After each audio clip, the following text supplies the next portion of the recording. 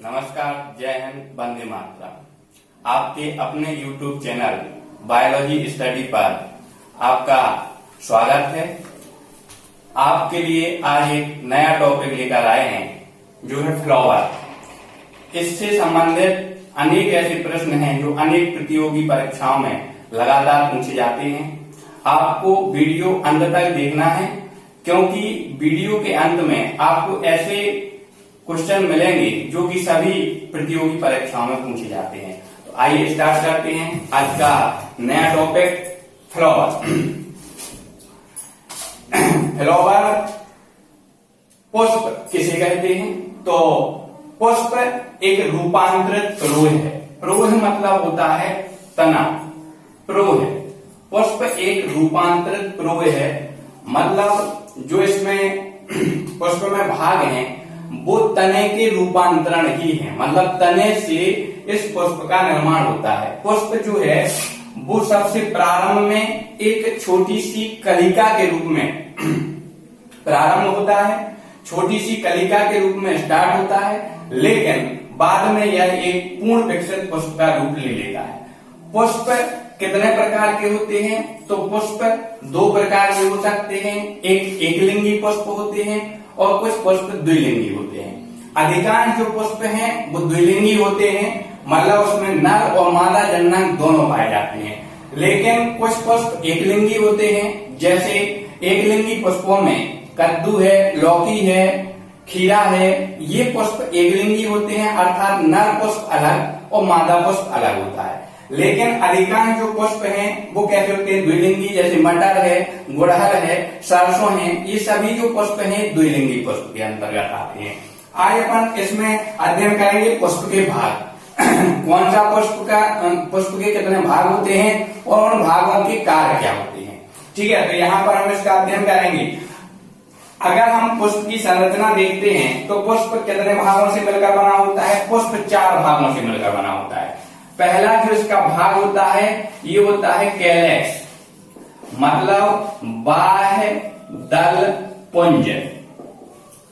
दूसरा इसका जो भाग होता है वो होता है कोरोला, जो कि कहलाता है दल पुंज। और तीसरा होता है इसका पुमंग,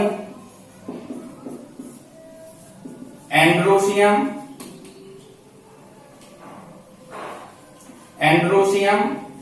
और चौथा होता है इसका प्रमुख भाग जायान, या इसको बोल सकते हैं अपन गायनोसियम।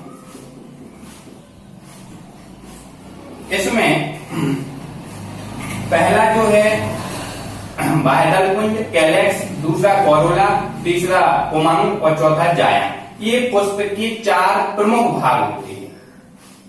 इनमें से जो 2 ऊपर के भाग हैं कैलेक्स और कोरोला, ये सहायक चक्र कहलाते हैं।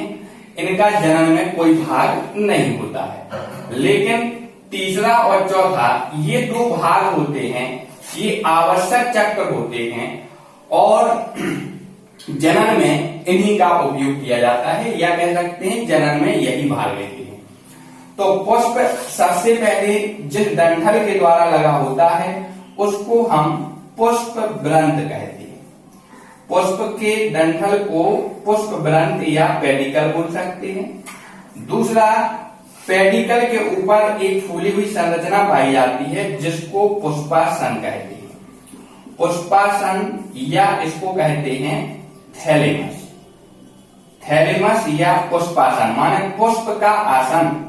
ये जो पुष्प व्रंत है इससे कोई भी पुष्प किसी भी तना या शाखा से जुड़ा रहता है, जबकि पुष्पासन थैलेमस वाला वह भाग है इस पर ही ये चारों जो चक्र हैं कैलेक्स, कोरोला, एंड्रोसियम और गायनोसियम, ये जो चारों भाग हैं वो इसी पुष्पासन पर लगे हुए होते हैं।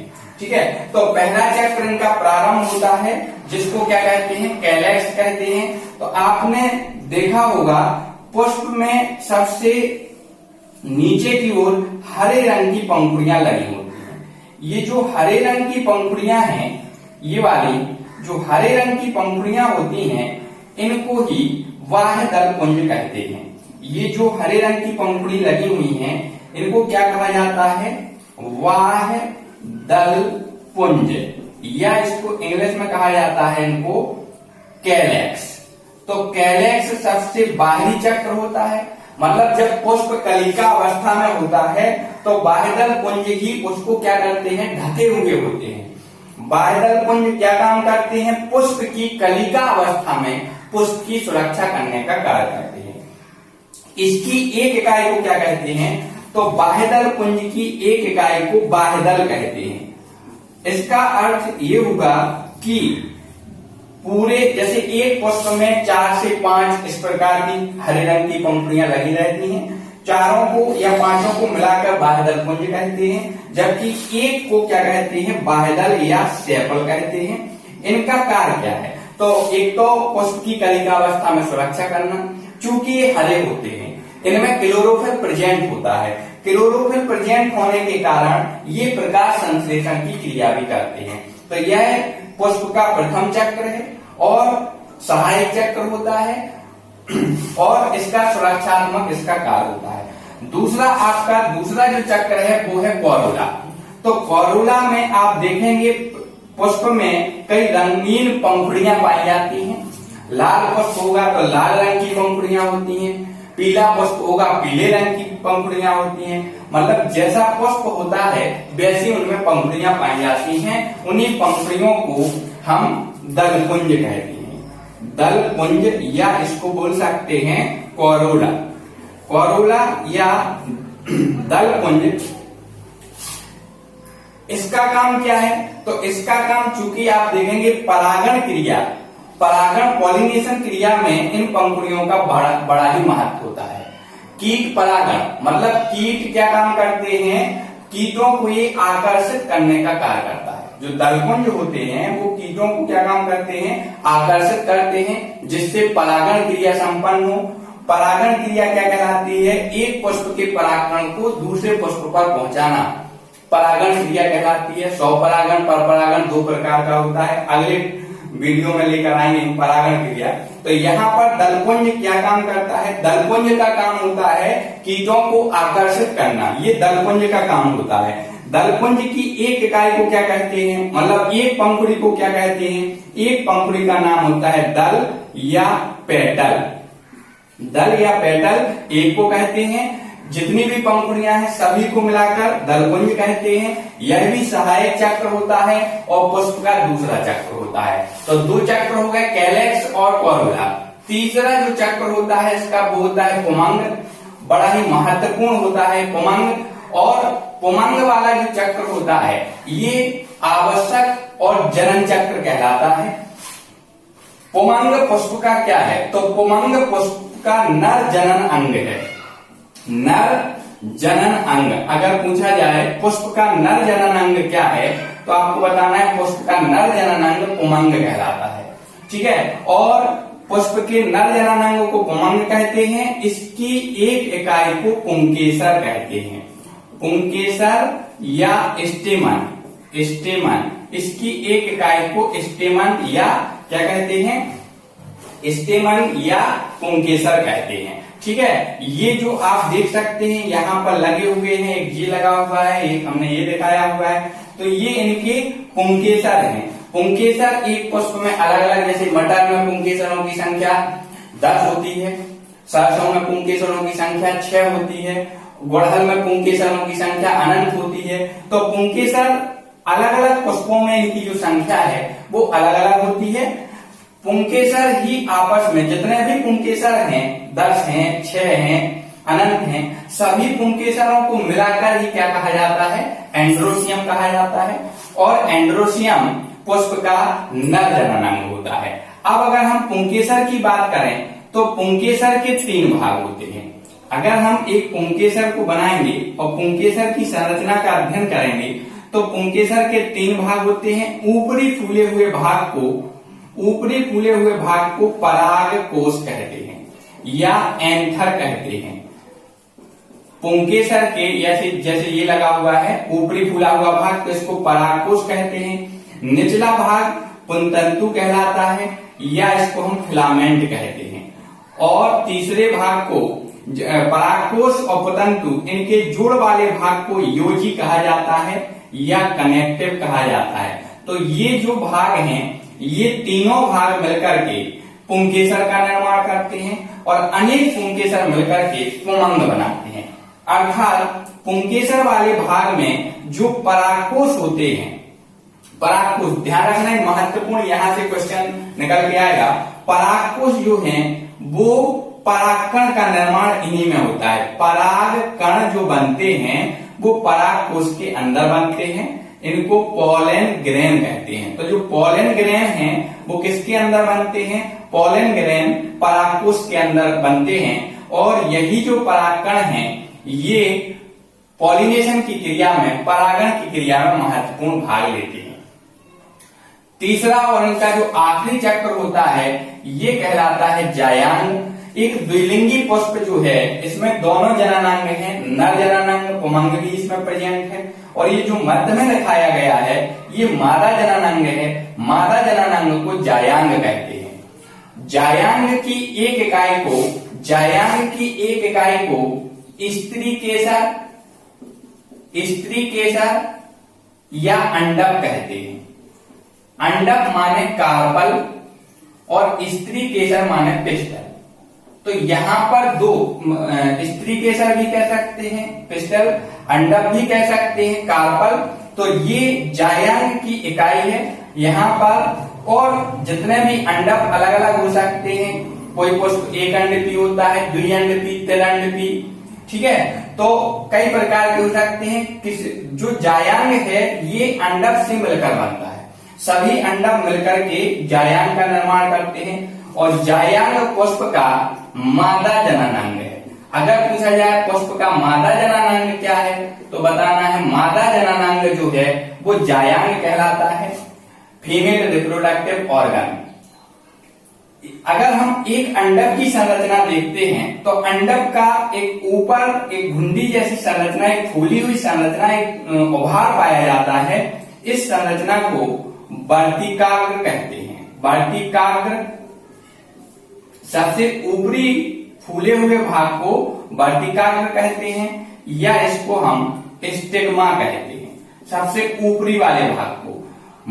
और यहाँ पर जो निचला फूला हुआ भाग है इसको अंडाशय कहते हैं, अंडाशय या इसको ओवरी कहा जाता है।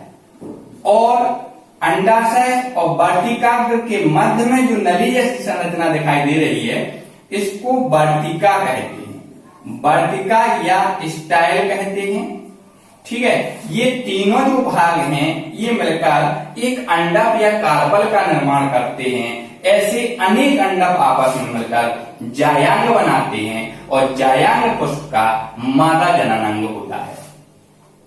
अब यहाँ पर देखें, अंडाशय के ओवरी के अंदर एक संरचना लगी होती है जिसको बीजांड कहते हैं, बीजांड या इसको ओवरी कहा जाता है, सॉरी ओव्यूल कहा जाता है।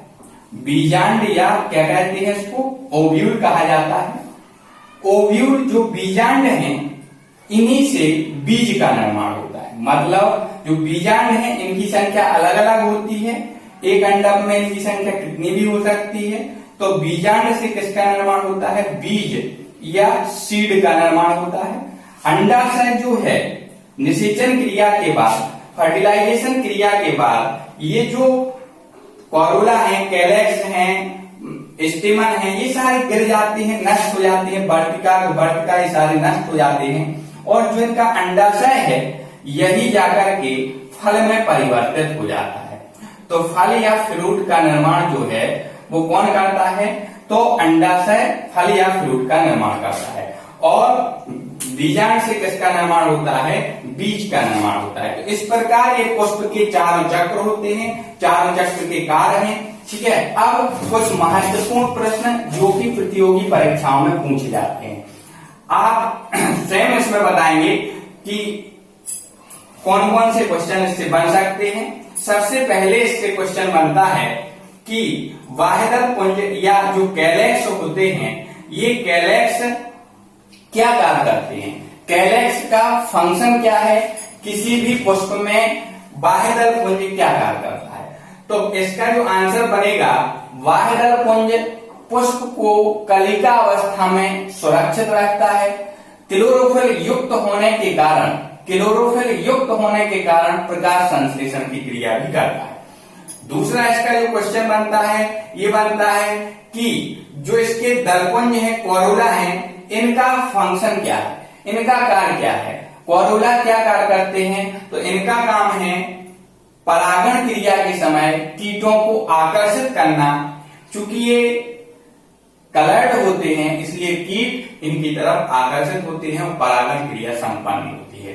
तीसरा जो महत्वपूर्ण क्वेश्चन पूछा जाता है प्रतियोगी परीक्षाओं में, पुष्प के नर जननांग को क्या कहते हैं, तो पुष्प के नर जननांग को पुमंग कहते हैं। ये आपका तीसरा क्वेश्चन है। पुमंग पुष्प का क्या है, नर जननांग। चौथा इसमें क्वेश्चन बनता है कि पराग कणों का निर्माण कहाँ होता है, तो पराग कणों का निर्माण हमने बताया, जैसे पराग कणों का निर्माण पराग कोश में होता है। और पराग कोश कहाँ होता है, तो पराग कोश पुंकेसर का भाग होता है। इसके बाद जो चौथा इसका क्वेश्चन बनता है, पुष्प के मादा जननांग को क्या कहते हैं, तो पुष्प के मादा जननांग को जायांग या गाइनोसियम कहते हैं। और जायांग की इकाई क्या होती है, ये क्वेश्चन भी बनता है, गाइनोसियम या जायांग की इकाई क्या है, तो स्त्री केसर, पिस्टल या अंडा, इसे कार्पल कहते हैं। तो स्त्री केसर हो चाहे अंडा हो, ये जायांग की इकाई होती है। अनेक अंडा मिलकर जायांग बनाती हैं। इसके बाद जो क्वेश्चन बनता है, तो पुष्प के किस भाग से फल का निर्माण होता है। प्रश्न आता है पुष्प के किस भाग से फल का निर्माण होता है, तो पुष्प के अंडाशय वाले भाग से फल का निर्माण अगर हो तो ऐसे फल को सक्त फल कहते हैं। कुछ फलों का निर्माण अंडाशय से नहीं होता है, पुष्प के दूसरे भाग से होता है, तो ऐसे फलों को कूट फल कहते हैं। जैसे सेब, सेब में फल का निर्माण जो है वो अंडाशय से नहीं होता है, वो होता है पुष्पासन से। इसका जो ये पुष्पासन वाला भाग होता है, इससे सेब का निर्माण होता है, फल का निर्माण होता है सेब के। इसलिए सेब क्या है, असक्त फल। अनन्नास है, सेब है, ये असक्त फल के अंतर्गत आते हैं, क्योंकि इनका निर्माण किससे नहीं होता है, अंडाशय से इनका निर्माण नहीं होता है। अगला इसमें जो क्वेश्चन आता है कि बीज का निर्माण पुष्प के किस भाग से होता है। बीज का निर्माण किस भाग से होता है, तो हमने बताया कि बीजांड जो है वो बीज बनाता है, अर्थात बीजांड से बीज का निर्माण होता है। ये क्वेश्चन इससे संबंधित बनते हैं। अगले वीडियो में हम और महत्वपूर्ण टॉपिक लेकर आएंगे। धन्यवाद।